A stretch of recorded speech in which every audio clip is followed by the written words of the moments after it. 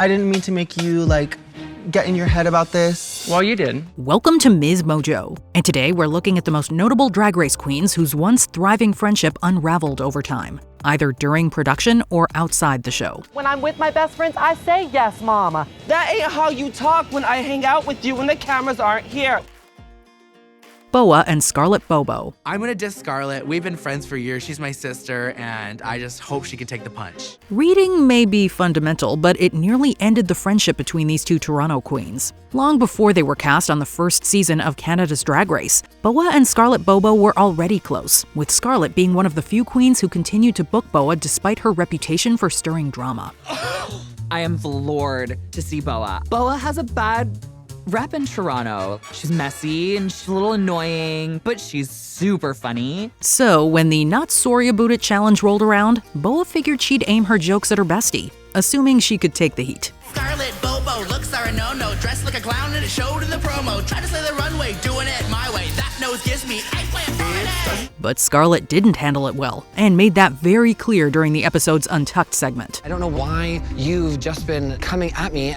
Every time Boa interacts with anybody, it's either a dig or a read or something to get attention. You don't treat me like that in Toronto. Some of the other queens theorized that Scarlet might have been lashing out after seeing Boa, whom she considered less talented, earn praise from the judges.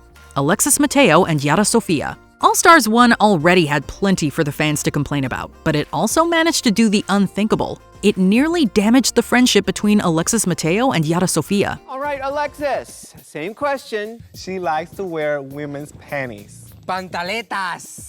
Panties!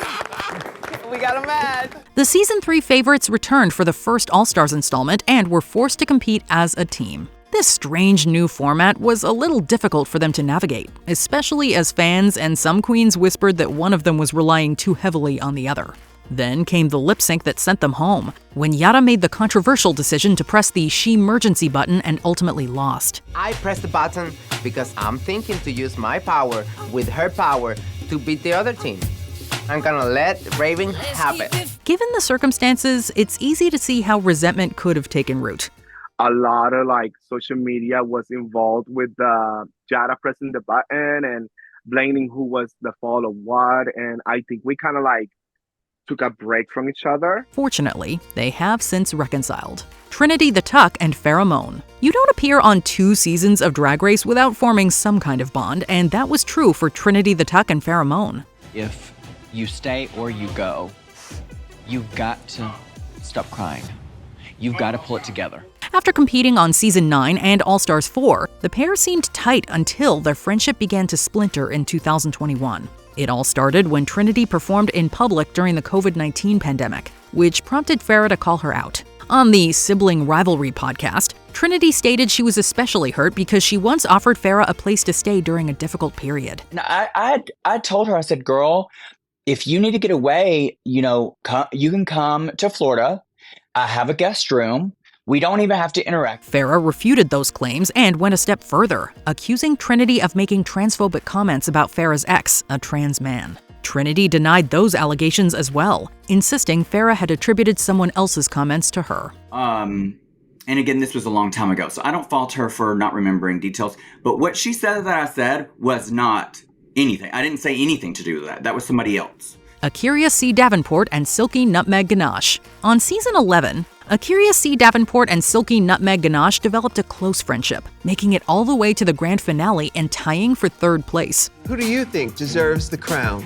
Are you Team Akira, Team Brooklyn, Team Silky, or Team Evie? They later reunited on All-Star 6, where Akira's decision to sit out the lip-sync SmackDown led to Silky's one-woman Barbie performance. It appears that last week's eliminated All-Star, Akira C. Davenport, has turned down my invitation to return for her redemption. Their friendship stayed out of the spotlight until June 2025, when Akira posted a series of cryptic tweets about a certain individual who, quote, doesn't have talent. Fans quickly deduced she was referring to Silky. Akira followed up with more posts implying Silky had stolen her TV, but offered no real details. A few days later, she returned to say the situation had blown over. But without any proper explanation, some fans suspected it was all staged. Bibbidi bop and jitters that fly. Look out, girl, it's Azakazam Akira. Mistress Isabel Brooks and Malaysia Baby Doll Fox. At the start of season 15, these two queens bonded over their shared love for old-school drag and the struggles they faced in gaining acceptance from their families. I had a very, very similar experience, but my parents weren't as accepting as yours. My parents had a lot of homophobia, especially with religion, and my mom had pretty much told me if you're gay, you're going to hell. But tensions rose during the Old Friends Gold episode when Malaysia felt that Mistress and Lux Noir London had tried to strong-arm their team into giving up the song they wanted. Lux and Mistress are being mean girls. They're just putting their foot down and claiming meta. I'm not a girl that's gonna back down, so let the war begin. Following the season, it seemed Mistress and Malaysia had patched things up, especially as they both adopted Sugar and Spice as their drag daughters. But even that didn't last. After Mistress announced that she had cut Sugar and Spice off, Malaysia also jumped online to declare that she was no longer associated with Mistress. Only time will tell what turn their relationship will take next. Y'all are saying oh, we could just had a conversation. No. You couldn't have had a conversation. I'm an adult, I can have a conversation. I'm not gonna go back and forth on this conversation because it's getting nowhere. Alyssa Edwards and Coco Montrese. The sprawling drama between Season 5 contestants Alyssa Edwards and Coco Montrese largely unfolded before the season even began. However, it inevitably spilled over into the workroom.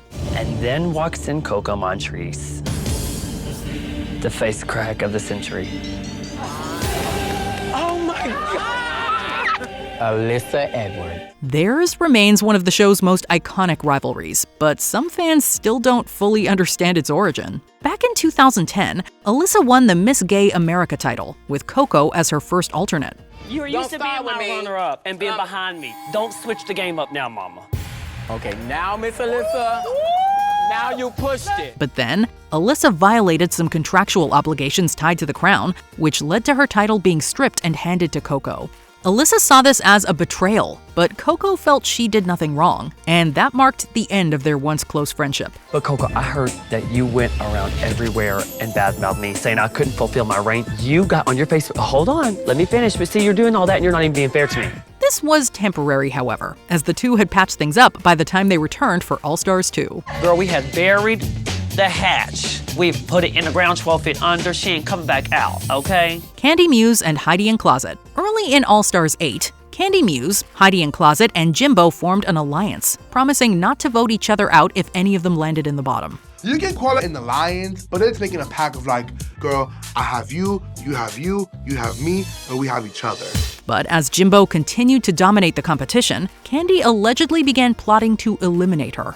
After Heidi informed Jimbo of Kandy's supposed plan, Kandy confronted her in the workroom and denied her claims. Since we're talking about family and stuff, Heidi, why did I hear that you went to Jimbo and told her that I'm coming for her?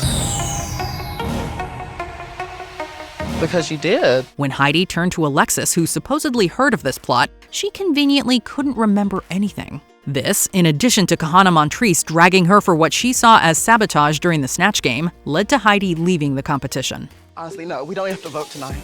I love y'all. No, Heidi. No, I love Heidi. y'all. I can't do this. I can't do this. I love y'all. No, I love y'all so much. No. Although Heidi hasn't publicly expressed any hard feelings towards Kandy, the fallout from this incident certainly strained their relationship. Adore Delano and Laganja Estranja. These California queens came on season 6 with an already established friendship outside the show. How do you two know each other? We started together in the same club. Laganja and I are the best of friends, but when we do compete, that can get ugly. She's very competitive. But as the competition heated up, their relationship cooled pretty quickly. Adore's journey through the season was paved with increasing praise from the judges, but Laganja continued to receive negative critiques, which only chipped away at her confidence. It's really hard to see all my friends get a lot of praise, especially Adore, because I don't think her look is as strong as mine. Instead of embracing her authentic self, Laganja seemed to overcompensate by putting on an exaggerated personality, which Adore claimed was nothing like the Laganja she knew. This resulted in the unforgettable Untucked moment when Laganja ultimately broke down. Well, how am I supposed to feel in this moment? Ganja, I didn't want to make it that everybody was attacking you. I feel very attacked. Relax. The producers seemed to be building toward a lip-sync showdown between the two, but it never materialized. Instead, Laganja sashayed away after losing to Jocelyn Fox. Arietti and Jewels Sparkles. The Villains Roast episode of season 17 not only brought back some of the show's most iconic troublemakers, it also birthed a new one. Well,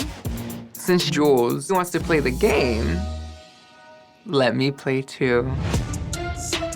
So I'm taking a few of her jokes. Jewels Sparkles had won the advantage of determining the order of the roast, and strategically placed herself right after her chismosa sister, Arietti. Was it a little shady? Sure.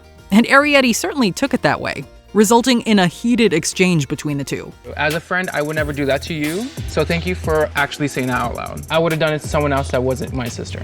Damn, so everybody in here ain't your sister? Well, yes, they're all my sisters, but I feel like me and her had a connection. Determined to get her lick back, Arietti then stole some of Jules' jokes and told them right before she went on stage.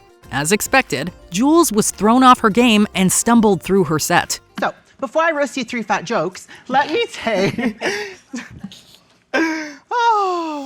Ultimately, the chismosas both landed in the bottom, but it was Jules who had the last laugh, sending Arietti packing. Before we continue, be sure to subscribe to our channel and ring the bell to get notified about our latest videos. You have the option to be notified for occasional videos or all of them. If you're on your phone, make sure you go into your settings and switch on notifications. Valentina and Farrah Moan. Season 9's miscongeniality may not have been so congenial after all, at least not to her close friend Farrah Moan. Valentina and Farrah hit it off during the season, teaming up for most duo challenges and getting ready next to each other in the workroom. We were in the background, but we've come a long way. Now you can't spell Kardashian without a big fat J. According to Farrah, they got even closer after filming ended. But at some point, Valentina suddenly ghosted her. I think I texted her when her elimination episode finally came out, and I was like, baby, I hope you're okay. I know that was probably really hard for you. And like 2 days later, I got a yes. At the season 9 reunion, just after Valentina was named Miss Congeniality, Farrah brought up their falling out in an attempt to clear the air. But Valentina dismissed the issue with a frosty remark, resulting in one of the most unforgettable moments of the reunion. And it really hurts my feelings that you have not spoken to me. I respect you and love you. You don't love me.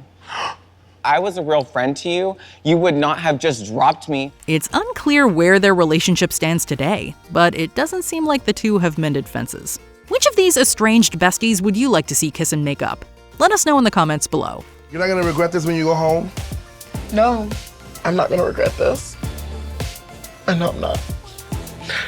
I'm pleased with what I showed.